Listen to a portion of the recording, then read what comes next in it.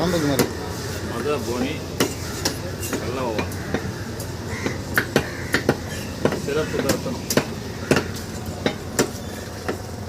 ஸ்லைஸா சுவாமி குழம்புக்குண்ணே. குழம்புக்கா?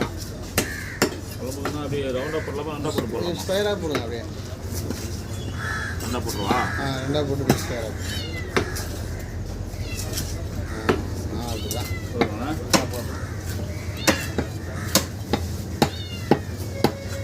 குழம்புக்கு நல்லா இருக்குங்க. பைப்பு மீன்லாம் இறக்குறாங்களா? வந்துதா? இல்லைண்ணா, எதுவுமே வரலண்ணா. எதுவும் இல்லையா? ஆமாம், லான்ச்சு மட்டும் ஒரு 4 மடை போட்டு மட்டும் வந்தது. போல தூண்டி மீன் பிடிச்சோம். காற்று சமாளிக்க முடியல. கரல் இதில் கம்மியாக தான் இருக்குங்க. வரலாம்.